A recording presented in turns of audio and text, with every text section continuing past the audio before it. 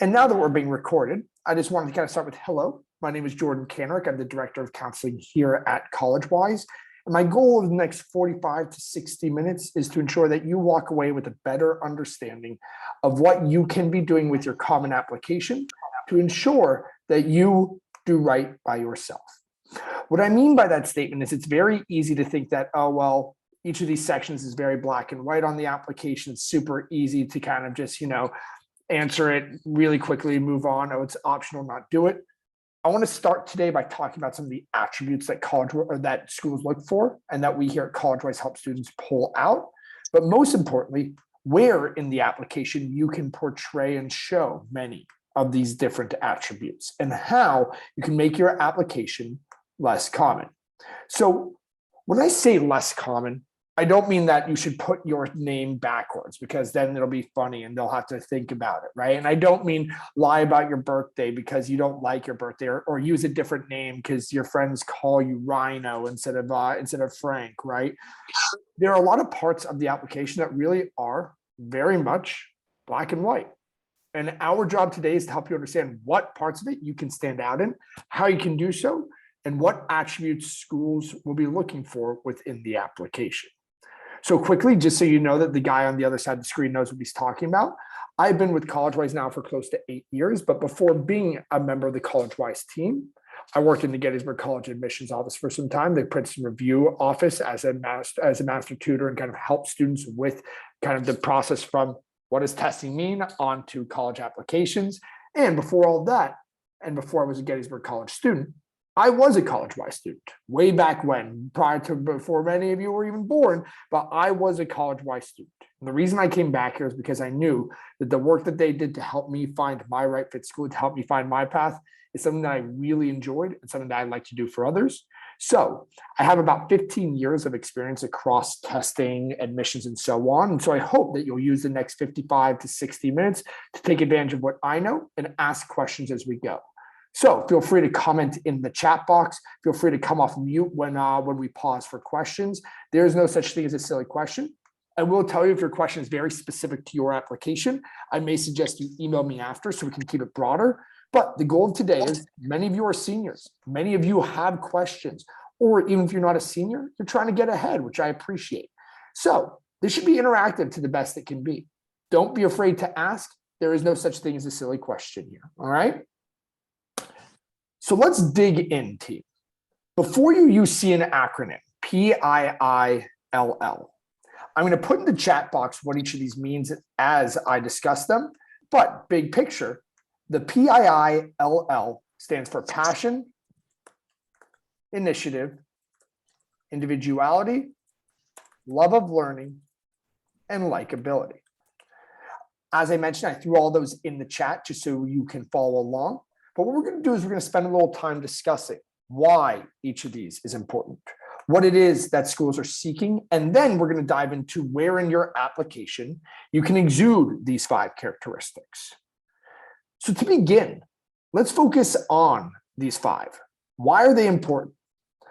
Well, while many students will be applying to ideally a breadth of schools, from schools that might be considered likelies on to reach-year schools, the more selective the institution, the more they're going to be seeking from you as an applicant these 5 characteristics. And the reason that passion is important to these institutions is because they have a lot of strong applicants. They have plenty of people who show standard strong on an application. What standard strong means is that academically and test score wise, your grades and scores are good. And you are exactly what we would consider to be the standard student that we admit. Good scores, good tests, good grades, good course rigor. But the more selective the institution, ranging from a Pomona or Claremont McKenna to the Ivies or MIT and Caltech, the more they're looking for you to be above standard strong. 30, 40 years ago, being standard strong didn't exist because if you had a 4.0 and a rigorous course schedule and a 1580 SAT, you were probably getting into an Ivy. If you were applying, you had the money. That's how it worked. But in the last 20-ish years, these schools have become uber selective. You have schools that used to have around a 15, 20% admit rate that now have a 3% admit rate. You have schools like in Northeastern who had a 53% admit rate who now boast around a 15% admit rate. So these most selective institutions, as we like to call them, are only getting harder and harder to get into. And being a good student is certainly something they want to see from you, but they need to see more. It can't just be you have good grades or test scores anymore. They now want to see the attributes that we're discussing here. So passion. Passion helps me see the impact you can make on my campus. A passionate student doesn't just give up on what they enjoy doing because we don't have a club for that or because it's less popular on our campus. Students who have passion, whether it be playing the saxophone, playing a certain sport, or just being part of a certain community service organization, are going to continue to be passionate. That doesn't just go away. And that passionate student often takes the initiative to pursue that or bring it to my campus. So a good example of a student of mine recently who showed passion and initiative was a student who started a surfing club in Washington, D.C.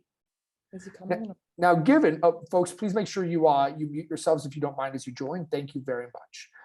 Muted You are not muted. Now you are, I believe. So somebody who is passionate, who takes the initiative to start something and see it through, is somebody who's going to make an impact on my campus. So I just mentioned the surfing club, started by a student in DC. Well, given that we all live in the Bethesda area here, I'm pretty sure you know that there aren't many places to surf around here. In fact, it's not like it's a 45-minute drive. It's really a 3-hour drive to the closest water, whether you're going to Rehoboth or down to Virginia Beach, whatever it may be, it's not close. But this kid who had grown up elsewhere really liked surfing and wanted to teach people about it. So his sophomore year of high school, he started a surfing club at his school in downtown DC. Originally, it started as just a few guys getting together, watching surfing competitions, talking about where they were going on vacation, potentially. It started off really as nothing. But as more and more people joined, he realized he might actually have something here. And as some of them started getting their driver's license in junior year, they would start caravanning down to Virginia Beach or over to Rehoboth Beach each weekend. And they would go just for a day and they'd sit in the water with a couple surfboards. There wasn't much surfing to be done in Rehoboth or in Virginia Beach. The waves are about a foot, maybe two during a swell. But they enjoyed this. They loved going together and being in the water together and talking about the techniques and trying it out when they could. And by the time the student graduated from his school, his senior year, this surfing club that only had 3 guys that were friends of his to begin with, now had 20 plus members. And still to this day, that surfing club will do a monthly trip to one of those beaches of Rehoboth or to Virginia Beach during nice weather. And all these kids will go out in the water, they'll spend the day there and they'll come home. The reason I use that example is it's so easy to think about passion as being a mathlete or being the best athlete or being the #1 cellist. And don't get me wrong, those are really good passions to have. But the students, what he felt was a silly love of surfing, allowed a lot of other people to connect with him in a way that they didn't before, to come together as a community and to find an enjoyment in something specific. So folks, when I talk about passion, I don't mean that you have to stick into a very black and white circumstance of it has to be athletic, it has to be academic. Passions come in all shapes and sizes. It might be knitting, it might be building certain those Lego robotics in your basement. It might be something that nobody else you know does, but that makes you an individual and shows your interests. So again, this passion that tends to take off and allows you to take the initiative to pursue your interests also allows you to be seen as an individual in the eyes of an admissions officer, rather than just another person in a sea of applications for UCLA who received 130,000 apps last year. Yes, that number, you heard it correctly, roughly 130,000 applications to UCLA. You don't need to be a mathematician to know that whether you're in state or out of state, the acceptance rate is going to be low in those scenarios, right? So they're not just looking for the kid who has good grades anymore. They're looking for the student who shows that they are here to make an impact, to take the initiative to pursue their passions, and who doesn't care what other people think. They're going to show their individuality by pursuing their interests, whether that means they have to start a new group on campus, find a couple people to do it with, or even if it means outside the classroom, do it on their own. Individuality is key in this process because it helps me see the diversity coming to my institution. Helps me understand that you don't just go and join clubs because somebody told you to, or that you're going to go do that because your roommate thinks it's cool. You're going to do what interests you. You're going to pursue what makes you happy and what's going to make you successful. And the most selective institutions in the nation are seeking those individuals. I'm not telling you that you need to go dye your hair blue to stand out in a sea of people who don't have blue hair. That's not individuality. But the kid who starts his own punk rock club because when he was 14 years old, his older brother introduced it to him. And by the time he leaves college or high school, it's a small club, but it exists with a bunch of other people who enjoy that music. That's a student who took the initiative to pursue their passion and who didn't care that other people might not like it. They showed their individuality through it. High school is a time of growth, of introspection in some ways. It's a time when it's very easy to fall in line with everyone else because it's the easy thing to do. So when you have the opportunity to individualize your interests, to pursue what you like, if you choose not to because you're worried about what other people might think, it's easier for me as a college to recognize that you may just be a member of a sea of 30,000 or not add to my school of only 2,000 people. Whether it's a big school or a small school, I want to see what you bring to the institution to show me what you're passionate about and the impact you're going to make here. So again, for those who are joining a little late, what we're talking about right now are the 5 attributes that schools are looking for in your application. Those range from passion to initiative, onto individuality, love of learning, and likability. And I'll go ahead and post those in the chat again. As we start onto the L's here of love of learning and likability, I think it's very easy to think, well, love of learning, yeah, of course, you have to do well in school. Love of learning isn't just getting good grades. It's pursuing the most rigorous courses you can handle across the board. So every year around the end of junior year, beginning of senior year, I'll have students contact us here at CollegeWise who say, my parents told me that I should go to computer science or engineering because they're really good fields. And I agree with that. Those are very good fields. They're fast growing. However, I then take a look at that student's transcript and I see that they've taken AP Chem. They've never taken any real interest in computer science or AP computer science, which is available to them. They're not really pursuing the most rigorous course schedule, but because they heard these are good majors and they have a 4.0 and 2 APs, they think I should be applying to the most selective schools because I have a 4.0 and I should be pursuing engineering because it's a good major. I get the mindset. I understand the why. But it's important that you understand that if you didn't push yourself to the nth degree inside and outside the classroom, and you didn't pursue any courses that might connect to the major that you're talking about, especially on the computer science and engineering side, which are very quickly becoming some of the most selective majors, you're going to find yourself at a disadvantage. I'm not telling you this to scare you or to upset you. I'm telling you so you understand the reality. University of Washington, Seattle, if you look at their acceptance rate, it shows around a 52% admit rate. So if you look solely at that number, your thought will be, oh, University of Washington, Seattle is probably like a target or maybe likely school for me. But you have to take into consideration a couple things. They have in-state qualifications that they as an institution have to meet. So that 52% that UW has, it's because they take a lot of in-state applicants who might have lower scores or lower grades. So they look out of state for students who are going to bring that back up. So automatically they just became more selective because we're from Maryland. And then you think, well, they have a good computer science and engineering program. That they do. Does anyone on this call know what University of Washington's admit rate was for computer science for out-of-state applicants this past year? If you do, go ahead and come off mute or type it in the chat.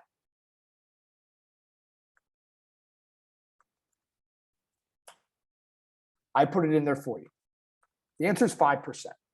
A school that has an overall admit rate of 52% had a 5% admit rate for computer science for out-of-state applicants this past year. University of Illinois, Urbana-Champaign, similar.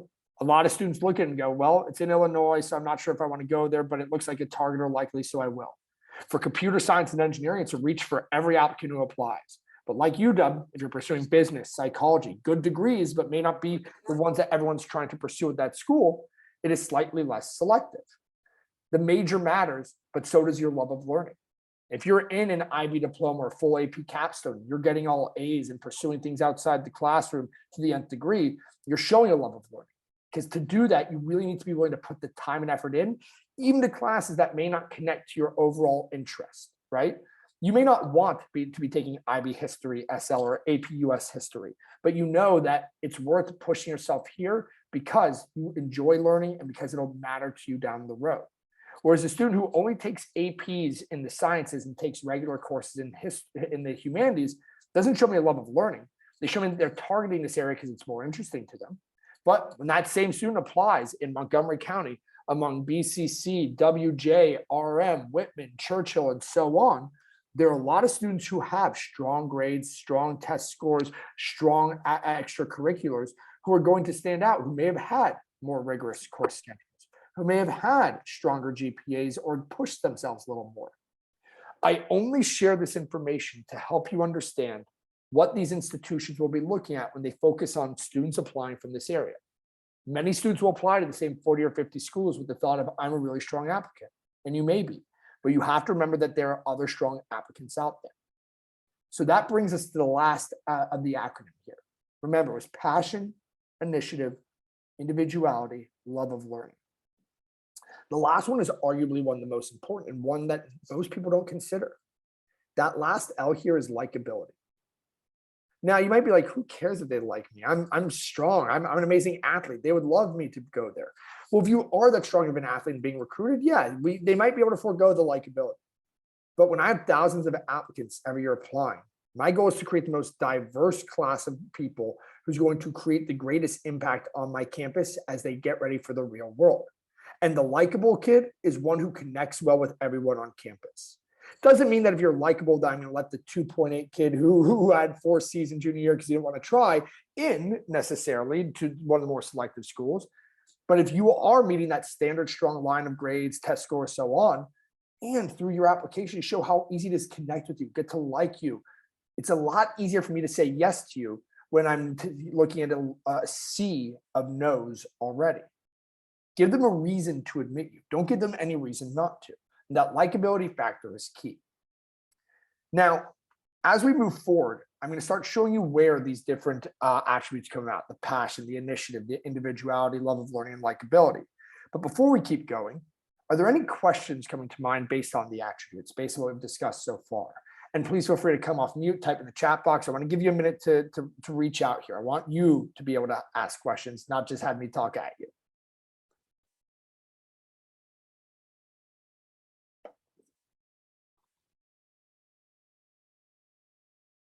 See, this is where if I was at your school right now, I'd be looking around the crowd. I'd see that hand start coming up.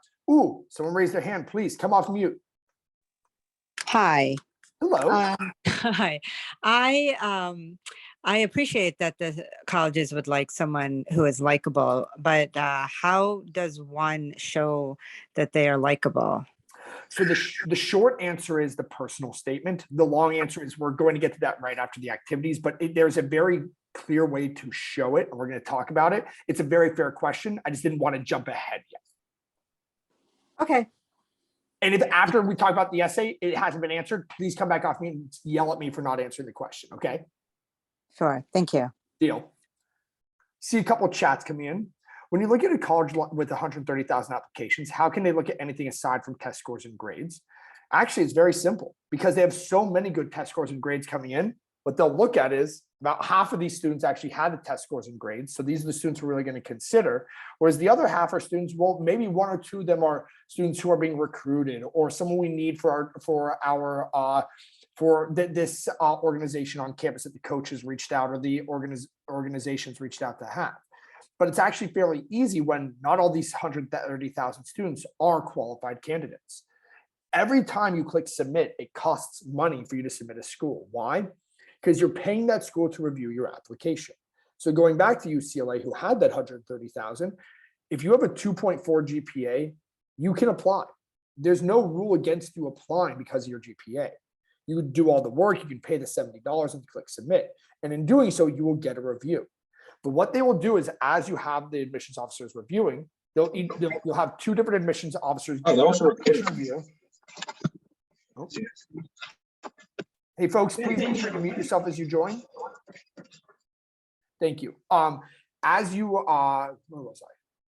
they're reviewing your application, it's super easy for 2 admissions officers to look and go, we really like this applicant. We want to continue considering them, and to have that applicant go to committee where you will be discussed by all the admissions officers. Or 2 admissions officers might read your application and go, you know what, we can't accept the student this year, And when that happens, you'll just go in the no pile and you won't go to committee.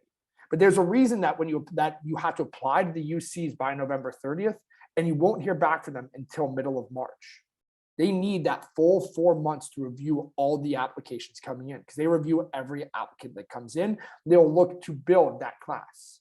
So it's not just about the test scores or GPA. Those just make you standard strong. Where do you come across since you have so little space? I'm assuming you're talking about the activities. I will be getting to that shortly. This isn't related to what we're talking about right now, but I heard from one of my friends that SAT and ACT are going away. Do you know if this is true? Well, your friend isn't necessarily wrong. The SAT and ACT have been away, but we're starting to see some schools come back to it in 2024. The most recent is Purdue. So for the current juniors at your high school, if you apply to Purdue, MIT, Florida State Schools, University of Georgia, Georgia Tech, you will need test scores. As of right now, none of the other more selective institutions have come back with it, but we're going to keep an eye on that. So on to activities. Somebody had mentioned in that chat that how do you do this when you have so little space? And what they meant by this is what an activity section looks like on the Common Application. Right here under this one for other club activity, you'll see started after my brother introduced me to the class, 40 students meeting weekly to discuss favorite bands, attend 3 local concerts a year. You might look at that and go, why was it so short? The reason is because you can't list more than 150 characters. So when you joined this webinar tonight, you asked yourself, how do I help my Common Application stand out? The activities tab is one of the first places where you can truly make a difference in the sea of people who don't use it correctly. The very top activity here that says editor-in-chief, 9th, 10th, and 11th grade, 8 hours a week for 40 weeks a year. For anyone who's been an editor-in-chief or held a role like that, you know that that's no easy or small task. But this student didn't do themselves any justice by saying responsible for budgeting deadlines. Every editor-in-chief has that role, but they have many other roles. So I now know you're the editor-in-chief, but you've taught me nothing else about you. You didn't use the full 150 characters. You didn't give me any idea of who you are in this activity. Whereas the student below who listed Classic Rock Appreciation Club, founder and president, well, it's super easy to look at that and say, well, who cares? It was rock and roll, right? Hey, folks, thank you for muting. It's very easy to look at that and say, hey, how does that matter? Like, why do I care about rock and roll? That's not editor-in-chief. But in this second one, you actually get to know more about the student. You also get to see the impact they had on their campus, because now 40 people meet weekly to discuss this music. And you see how they bring this group of people together 3 times a year at a local concert. That student has made a lasting impact on their campus and is more likely to make a lasting impact on my campus than the editor-in-chief who didn't teach me anything about themselves, right? All I know about that student is that they spent 8 hours a week doing this. That's all. If you think about it, just in Montgomery County at the high schools that we talked about already, you look at 6, 7, 8, 9 editors-in-chief.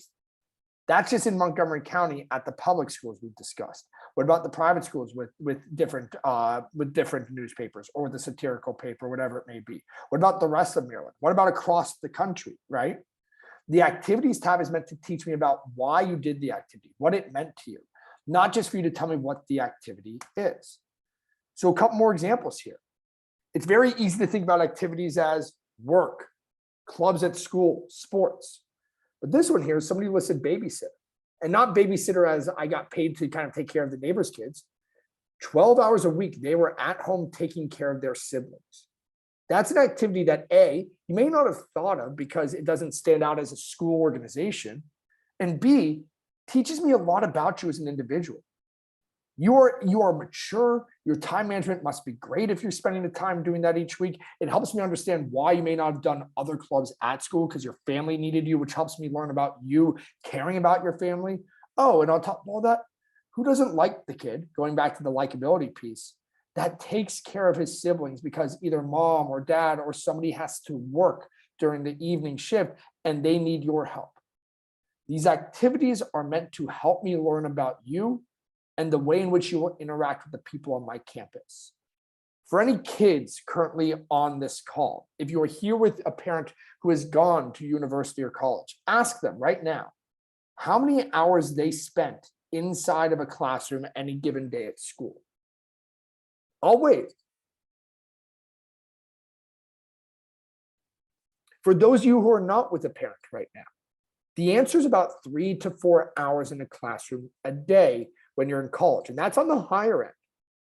You might have class Monday, Wednesday, Friday at 10 a.m. and 11 a.m. on Tuesday, Thursday at 1:15 and at 3:15. So 2 to 3 hours a day in the classroom, when right now you're used to 8 or so at school. You have so much more time on your hands in college. That's why they care so much about these activities. That's why it's important to get to know about you through these activities. Because how do I know where you're going to make an impact and spend your time on my campus can help me decide if I'm going to admit you or not. The second example here of community service at the Red Cross blood drive in 9th grade for 3 hours total to serve sugar cookies to seniors who donated blood. This is an example of something that you should not list on your college application. If you only did it for 1 week back in 9th grade and you haven't done it since, why is it important that an admissions officer know about it? If anything, you're highlighting that you didn't have much else to talk about and you want them to see this. It'd be like writing on the application, hey, please ignore the C on my transcript. It was a mistake. I didn't like the teacher, right? You don't want to highlight these things. It's okay not to fill out all 10 activities. You want your activities to actually be pointed. So plenty of times I've had students who list 10 and then we take 2 or 3 off because a couple of them weren't important or they didn't do it past 9th grade or it really didn't emulate what we wanted to. It's okay to be pointed in your interests, but you want them to know about everything you do outside the classroom that is meaningful to you. It might have been that 1 week Drexel summer camp you did on biomedical engineering. It might be a 6-week internship over summer or that part-time job you've had as a lifeguard since 9th grade. All of these are activities, but sometimes we don't think about them as activities. So if it's something, a hobby, an interest, something you did outside the classroom for a good amount of time, it should be in this section. Here are 2 more examples I wanted to share, and then we'll move on to the essay because I want to make sure we can cover everything this evening. The top example is engineering self-study. Every week, the students spend a few hours working on building robots using a Raspberry Pi processor. He read books, watched documentaries on single-powered engines, and he's planning on building one this spring. That's a perfect example of something that you may not have thought to include. I've had students list that they read 100 books this past year because of COVID, right? It's okay if COVID messed things up and kept you from being able to do everything that you used to, but how did you show your versatility? How did you show that you didn't just sit there playing video games or twiddling your thumbs or arguing with your sister because you're stuck in the same room, right? Tell me what you did with the time you had in high school and don't think about how, well, COVID messed it up. What did you do with that time? The bottom one's a perfect example of what not to do with an athletic. There are plenty of students out there who played football, basketball, lacrosse, fencing, whatever it may be, but I don't care about your awards within that. I don't care that your team did really well. I care about why you did it. So this example just tells me that this student had a lot of accolades, but I don't know why she played this sport. I don't know why it was important to her. Whereas if she took the time to explain that this was an opportunity, like one of my favorite volleyball ones in the past was a young lady who, when she was in 9th grade, was 6'1". And she even started talking about it a little bit in one of her supplemental essays, but how awkward it was to be taller than most of the boys she went to high school with and how difficult it was.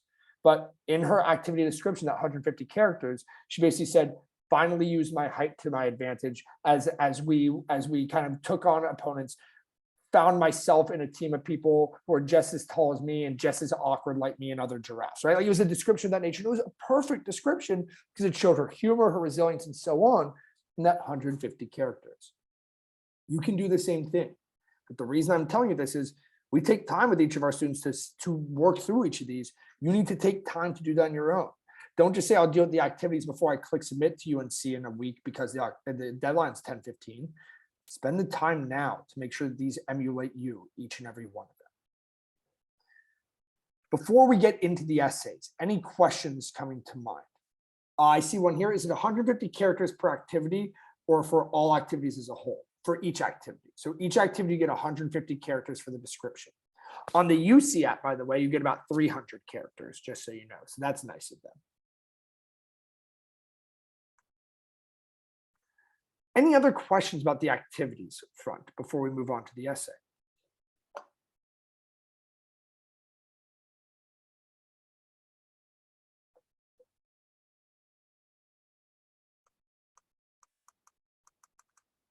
I see a hand is raised. After you. Hi, yeah. So my daughter is a junior, and as far as the activities go, um, I see there's something she could leave off of the resume, and something she could highlight, but there's not a lot of things. If she starts in this junior year doing something, it doesn't seem to be enough time. If she just started doing something, say in the summer or maybe over Christmas break and spring break, would that be enough if it was an intense project? It's hard for me to say without knowing more, but the general rule of thumb is you want to make sure that you're spending a lot of time outside the classroom on your interests, hobbies, activities, and organizations. So if you're in crew, which takes up so much time that you really don't have time for a part-time job, and you can only really spend time doing another club or two, schools are going to see that from the hours per week, weeks per year. What they don't want is to see a student doing 14 different things that don't really show their interest. So if this passion project or research or self-study is going to take 10 to 15 hours a week, so be it. But my general rule of thumb is students want to be listing between summer activities and school activities, anywhere from 7 to 8-ish activities on the application that were meaningful to them.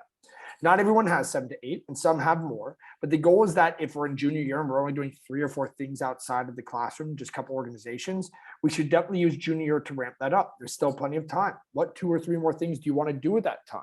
Do you want to get a part-time job? Do you want to join the choir? Do you want to join the Key Club? Do you want to do that self-research opportunity? What do you want to do this summer, right? All those are viable questions and definitely a good time to be pushing to add a couple more things to the repertoire. Yeah. 2 questions actually just came in on the activities that I really happy did come in. Is the order of importance, is the order that you list them in important? Yes, the order you list them in should be in order of importance to you. A lot of people will put at the top the internship they had in senior year that for 1 month before applying because I got an internship.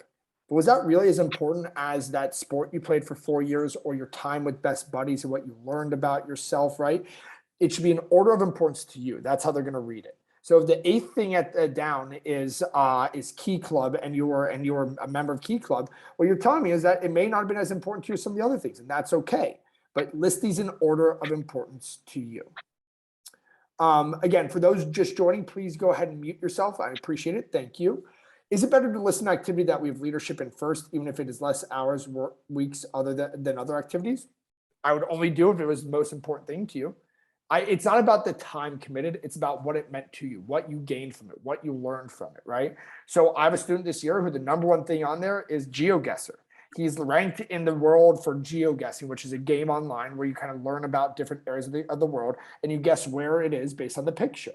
And he has an entire community around him now because of it. People he talks to online from all over the world, and he's connected with and learned about.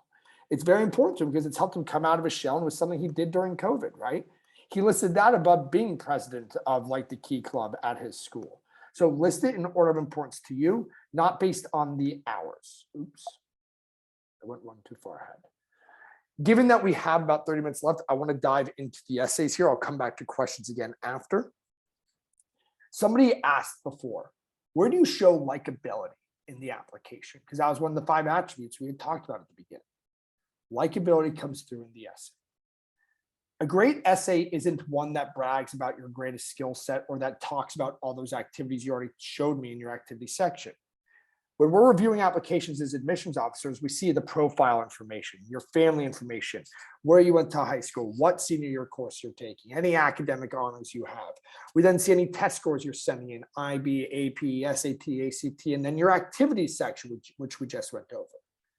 After we've seen all that, we get to your personal statement, the 650-word essay that you send to all your Common App schools.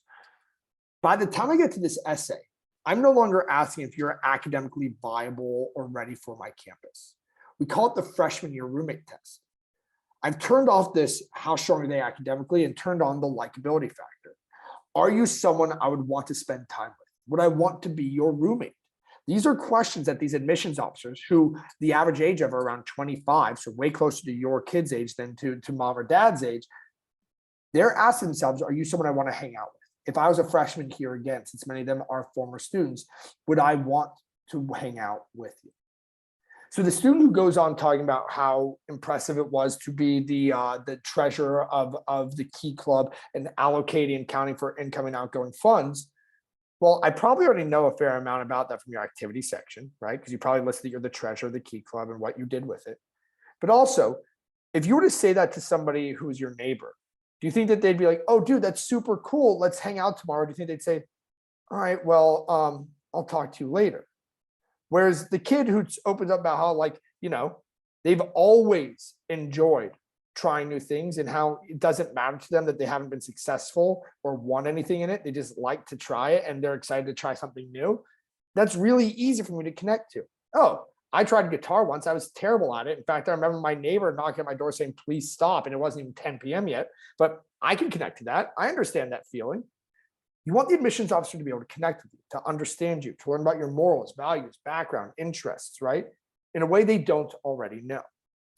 So there's 4 rules with the personal statement. Rule number 1, don't try to impress the admissions officer. Be open and honest with who you are. Don't use this as a platform to talk about being captain of the team and the importance of leading, or how community service taught you the importance of helping others. Not only are those essays overused, but if these are things that you did, they're probably already in your activity section. Rule number 2 is own each story with your own experiences. So let's use the sports analogy or music analogy. If we were in a room right now, I'd ask you to raise your hand if you play a musical instrument or play a sport. And I'd be willing to bet that a good number of people on this call have raised their hands. Nothing wrong with that. We all enjoy different things and similar things. But if in your essay you were to talk about that first time you sat in the first chair of your choir, how nervous you were because you're used to being backup, but you had a solo this evening. And you're sitting there in front of an auditorium of 250 people, the biggest you've ever been in front of.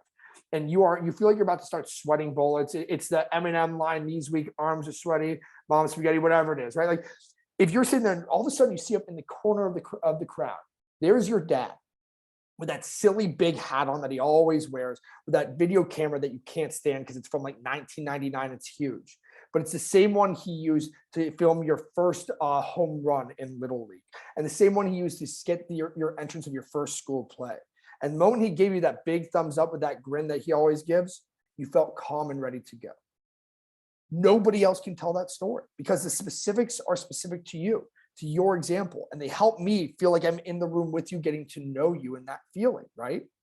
Whereas if all you say is being part of the choir really taught me the importance of working with a community, it's boring and flavorless. It doesn't give me anything. It doesn't teach me about you. So rule 1, be open and honest. Rule 2, own your story with personal experiences. Rule number 3, don't be repetitive.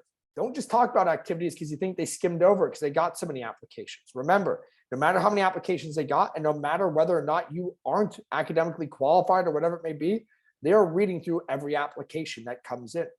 So if you're going to talk about a sport, about an activity, about something they may already know about, use it as a bridge to teach them something about you. So the student who's already told me that she's a pianist and she plays soccer, but who talks about in her personal statement how it was when she was 9 years old, she got in her dad's car after a piano recital and was on her way to her U9 tryouts. And on her way, she was changing out of her silly pink tutu to put on her soccer cleats and shin guards, but realized mom never packed an extra pair of shorts. She realized in that moment she would either have to go out there and try out in a pink tutu with all these other girls, or she'd have to go home. And she wasn't going to let anyone get in the way of her making that team. So she ran out there in the pink tutu, said, "Coach, I'm ready to go." Everyone laughed, including the coach. But in that moment, she learned not to care what other people think, because she made the team when others who didn't wear that tutu did not. She'd already talked about her soccer skills, her love of piano and all that in the activity section, but we never connected it to her learning about not caring what other people think, right? It's okay to use activities to bridge it and help me understand you, but don't just repeat them because you want to make sure they saw them. And last but not least, and this is where mom and dad can come in. This story needs to sound like you, 17 or 18-year-old you. And the number of times that I've read an essay where it's been pretty clear to me based on either students' grades or based on the fact that they're 18, not a PhD from NYU, the language matters. The diction syntax is clear when a student wrote it and when a parent wrote it. It is, you might be like, no, that's not true. I remember my first day in the Gettysburg College admissions office. And I remember Daryl Jones putting in front of me 5 essays and said, read through these. Tell me if there's anything weird about any of them. I was like, what does he mean by this? And I still remember reading in the first line about the juxtaposition of the economical forecast of where our country's going, and being like, whoa, what is this kid even talking about? I'm not an econ major, I'm a poli-sci major, but like, why would a kid be writing about this? And I said, Daryl, this is the one. Doesn't sound like a high schooler. And he goes, exactly. It's easy for them to pick up when somebody else has done this work. It's okay to bounce things off mom and dad. It's okay to ask your older sibling for their opinion, or a best friend who's already in college. But make sure that as you're writing this is your voice coming through, because when you let other people in, it becomes Frankensteinian and it doesn't sound like you anymore. It sounds like 6 different people speaking for you. So take your time with this essay. I'm going to give you a quick rendition of my favorite one to date, and then we're going to keep moving forward. This student wrote that when she was 6 years old, she lost a button up her nose. That was the very first line of her personal statement. Like any 6-year-old, she started screaming, and her mom came running into the room, asking what was wrong. She pointed to her nose, screamed about the button. So mom ran her to the emergency room, and the doctor couldn't find anything either. For all she knew, that button was still stuck up there. But it wouldn't be the last thing she lost. Then jumps to her freshman year of high school and how she was excited to get out there, try something new. And she ran for student government president for the freshman class and lost. Okay. Sophomore year, same thing, lost. Junior year, same exact thing and lost. So she tried something else with National Honor Society, where she ran for president, vice president, treasurer, and secretary, all of which she lost in the span of 25 minutes. She then wrote, who could boast this kind of speed and precision? I had mastered the art of losing. But the next 2 or 3 paragraphs were in areas that she gained from this, ways in which she learned about herself, was able to grow, being an elector at her church. How from there she went and worked at Best Buddies with the young lady with spina bifida and helped her have an amazing summer. And then how she started being part of the rally team at her school and earning points, kind of like you do in Harry Potter for Gryffindor, Ravenclaw, and so on. And she ended it all with the statement of, I've tried so many things, I've learned so much. What else do I have to lose? If I'm an admissions officer, it's so easy for me to fall in love with this kid because we've all lost. And everyone wants to talk about winning, but this kid was okay opening up and being humble and honest about how those losses stung a bit, but how they helped her learn about resilience, finding humor, learning about new things and trying those new things. And in doing that, she shows us with these examples that she's owning her story in a way no one else can.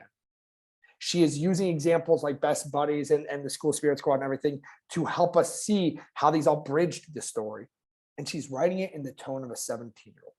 And that student who had good grades and good GPA and everything else got into every school she applied to. Now, I'm not telling you this to go home and start writing everything that you lost and trying to emulate her story, but find yours. I do want to spend a little bit of time on supplemental essays here because that is another area where you can grow and show yourself in a way that others don't. But I want to spend 2 minutes answering any questions on mine. I see there's a couple in the chat box. I noticed a couple people came off mute. Anyone want to ask a question?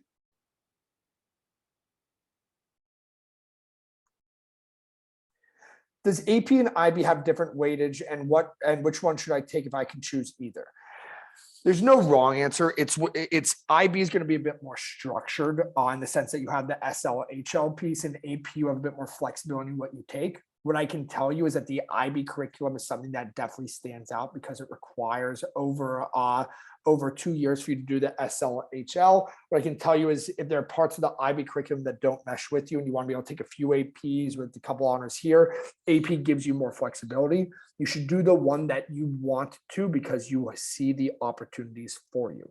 Don't choose one over the other because you heard that MIT prefers X or Harvard prefers Y. If you're sitting here asking me which one carries a tiny bit more weight than the other right now, the answer would be IB, but that doesn't mean you should do IB. I've seen plenty of students try to take on IB and not be able to handle it because they are really good in their HL STEMI classes, but IB Anthro or IB Econ, the SL is causing them too much grief. They can't handle it. They get 4 Bs, and now we don't get to consider any of the schools they wanted to because so many of those schools are considered B free. Do what you need to be successful. Is it bad if you have 10 different activities? Not at all. It's perfectly fine. It's okay to have 10 different activities as long as I see what your interests are, right? I mentioned the word pointed before because pointed helps me see the sort of area on campus I can see you. If you have a lot of different interests, great. What I don't want is 2 of these be from 9th grade, 2 from 10th grade, 4 from 11th grade, and that there's no consistency. You want to show care, commitment, and consistency throughout the application. So listed here are some supplemental essays that different schools ask each and every year. These are the major focused ones, or a couple examples of them. Why have you chosen to pursue the major you indicated in the application above, and describe how you plan to pursue your academic interests at USC? The latter, the one about USC, they're saying, hey, we get a lot of good applicants. USC had a 4.5% admit rate last year. That's crazy low, right? So convince me that we should see the value in you, and I want you to do so by telling us specifically why we should accept you. You need to do a deep dive into the major you want to pursue at USC and help them connect for you and help you connect for them why you want to be there. Don't make them guess. These are the 4 classes I want to take. Here's the research I want to do, professor. Why? Because of my interest in A and B. Connect it for them. Whereas the former gives you a bit more flexibility to speak about your interest and where it started. So if you're pursuing Purdue and you're an engineering major, but you've never done anything engineering oriented, it's going to be harder for you to stand out because you can't speak to your former experiences, but you can theorize around the importance of it in day-to-day society and why you want to be part of it, right? The ones that ask you why you've selected that major aren't asking you to speak specifically to their school, just interested in why you want that major. Ones like the one about USC here need you to do a deep dive into why you want to be at that school specifically. And on this page, here's a couple school focus ones to consider. The first one from UPenn in only 200 words is how you explore community at Penn. Consider how Penn will help shape your perspective and identity, and how your identity and perspective will help shape Penn. That's a lot to cover in 200 words. Not just what are you going to take advantage of here, but tell me what you're going to do to change this Ivy League sort of perspective in a way that others would not. It's a really deep dive into your interests, but also connecting it to what at that campus you're going to take advantage of that's going to help others. It's a very difficult question to answer. It takes time. The middle one from AU, why are you interested? Well, anyone could say it's close to home, you have a good poli-sci program, and I want to be in DC. So you want to really show them that you've done your research. You found that it is a very diverse population of people from all across the globe. It's a very inclusive campus, and given your poli-sci oriented interests, the opportunities for internships are vast and will allow you to take advantage of everything inside and outside the classroom. That's what they're seeking rather than just you're close to home. And the last one is one of the hardest essays for many students. The University of Michigan asks you to describe the unique qualities that attract you to the specific undergraduate college or school to which you're applying at the University of Michigan. How that curriculum support your interests. For those who don't know, there are 5 different schools within UM. There's LSA, there's kinesiology, and so on. Many students pursue LSA, the Letters of Science and Arts. And in that, there's many different majors. They're saying, we know that we're good at football. We know that we have amazing campus and student body and alumni network. Now tell us how you're going to add to that from an academic perspective. You really have to do a deep dive into LSA Econ and learn about the undergraduate groups and programs, the courses that connect to your interests, the research you want to do, because you better use that full 550 words if they're going to give it to you. So again, take your time on these essays. Don't expect to be able to sit down this Saturday, bang it out and think, ooh, that's what they're looking for. Many students will go through multiple renditions of this before they find their final voice. Take your time too. These are what I like to call insight questions. The first one is another UPenn example. Write a short thank you note to someone who you have not yet thanked and would like to acknowledge. We encourage you to share this note with the person if possible and reflect on the experience. When it comes to college applications, we don't often think about this sort of question. We think about why we want to what we want to study, why we want to go to that school. So why is UPenn asking this question? Because they want to know that you recognize the value of help, of working with others, of being gracious and open-minded. So a lot of people will write a thank you note to, AP Calc teacher and help me understand how to get a 5 on the exam. Again, you're just trying to brag in a way that I don't need you to. One of my favorites was a student who talked about tutoring. Not her getting tutored, but her tutoring someone and the patience it taught her of how to work with younger students who may not have the same access to education she does through this, because she uses an online platform to do it. And how it was really amazing to see how this 8-year-old who was really struggling in his English class not only grew, but helped her grow. That I thought was an interesting response because it's insightful of her as a person. Tell us about a topic or issue that sparks your curiosity and gets you intellectually excited. How do you think the environment at Haverford, including the framework of the Honor Code, would foster your continued intellectual growth? You have to read that one 2 or 3 times to really get a sense of what they're asking for, but they want to know what excites you intellectually, how you're going to take advantage of that and add to it at Haverford in a way that connects to our honor code of no cheating, no stealing, and work and kind of no harassing your classmates, right? Like, what are you going to do to show us that you belong at our institution? These are insight questions because they require you to give insightful responses. Now on the Common App, on the additional information section, you'll see this question. Do you wish to provide details or circumstances or qualifications not reflected in the application? This question is basically saying, is there something we don't yet know that we need to? This isn't where you list, I got a C- in the class and my teacher didn't see eye to eye. This is where you can use it as in 10th grade, I got a terrible concussion. I was out of school for 2 months. And because that, my grades faltered, right? Or something along those lines, something that isn't going to be reflected elsewhere. Don't just call attention to things that you didn't get the chance to elsewhere because you think it's unfair. But there's also a question here now that asks, if during COVID anything happened that we should be aware of, you can use this section to describe it. A lot of students tend to be a little short-minded on this, and I get it. It's, well, during COVID, I couldn't do activities and online learning wasn't good for me. So I just wanted you to know that's why I did less and my grades were a little lower. That's not what that section's meant for. That section is meant for students who really struggled during the pandemic due to potentially mental health and needed to highlight it here. It's for the student who lost a loved one or who had to get a part-time job to help support their family, to help them understand why something might have happened might be missing on their application. It is not meant to say, I didn't get to do my activities. These schools were also in the trenches with you. They went online. They know the impact. This isn't the place where you highlight that because they are aware of it. This is the place where you really get to open up and be honest about things that really are missing from your application and why. Couple other things here quickly. The Other Recommender tab is available on many schools. And as you'll see here, it allows you to include an art teacher, member of your clergy, coach, employer, family member, peer, right? Really anything you want. You're going to be expected to provide 2 letters of recommendation to most schools. In those 2 letters of recommendation, it's going to be important that you ask ideally to 11th grade teachers who could speak about you inside the classroom in a way that will highlight your skill set as a member of the academic realm. So if you do ask another recommender, you do ask someone else, I strongly encourage you to ask somebody who is not a teacher, and somebody who's going to add to your application, not somebody who you're just asking because they went to that school or because you heard that last year somebody asked them and got a good recommendation. If your admissions officer is going to take the extra time to read this 3rd or 4th recommendation, you better believe that if it's not what they need to learn about you, that can have a negative impact. If it's just somebody who writes about how, as an alumni of your school who donates, I want to make sure that you strongly consider James for that purpose, that hurts you. Do not give them more work to do just because you see this section. Make sure that it's somebody who can really highlight you as a leader on the team, as a member of the clergy and what you did for other people, as somebody who you've seen grow up over the past 15 years and how much you've grown and within your community, right?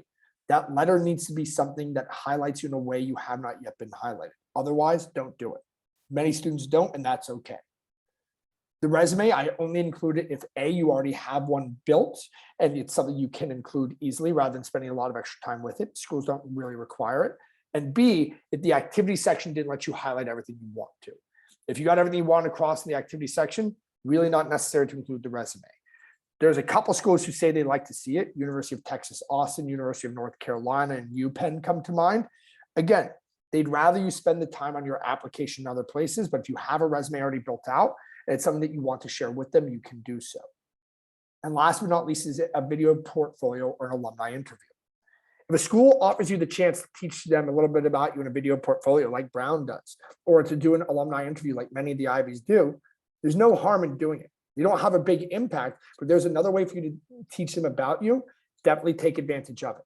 And you may not get to if you apply last minute because they have deadlines for those. So again, don't apply last minute. Take your time, get applications out a week or so in advance. Make sure you have the time to get them everything that they are seeking from you. I will leave this cheesy remark here. Be you.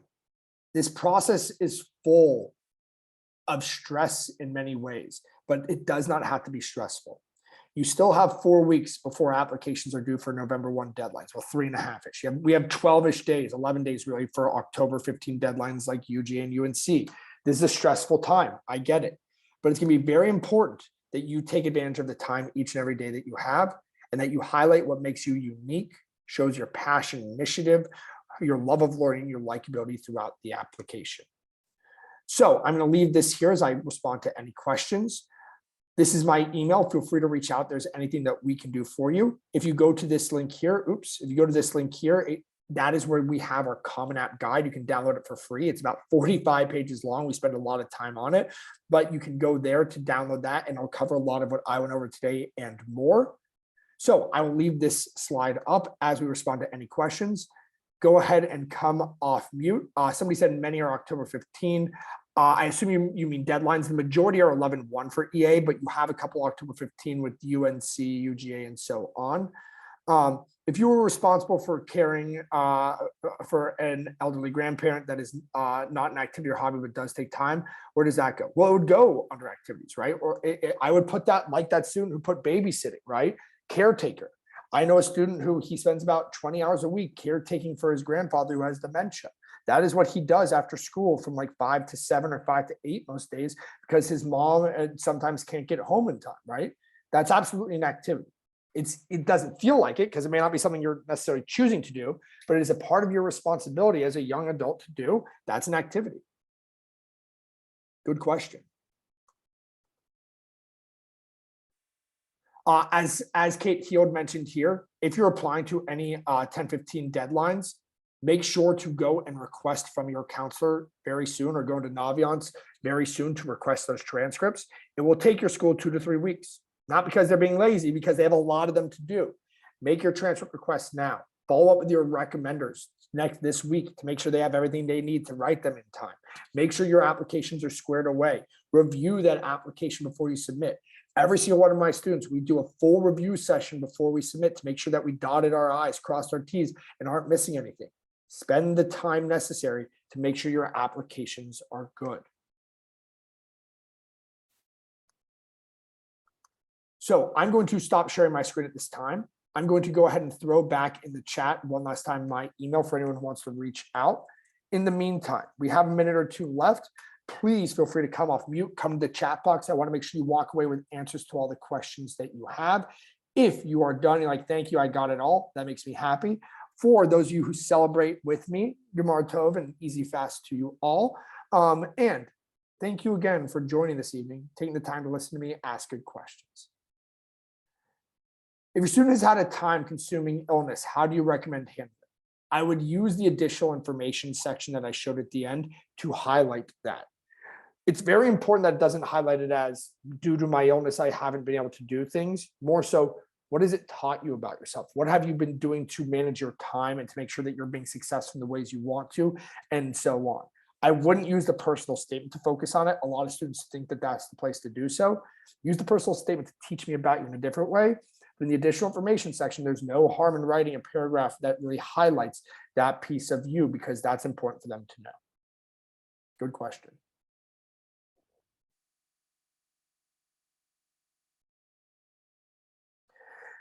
Do you have any specific advice for those applying ED beside the fact that it should be your first choice school? My advice is that you, well, it's the same as EA, right? You have, if it's an 11/1 deadline or 11/15 or 12/1, make sure you take the time to put the application together in a thoughtful way. ED, because it's binding, does help increase chances, right? But quite frankly, if we're talking about an Ivy League, the chances go from 4% to 10%, right? So it's not like it increases. Whether you're going ED or not, it's important you have balance in your list. If that ED school is like a University of Vermont, a great institution, but not the most selective out there, and your chances are really good of getting in, right? I'd make sure you have a couple other schools just in case, but you know, you might have a good shot. But if it's a Northeastern, a Boston College, up to an Ivy League, be prepared to continue working on applications for other schools while you wait to hear.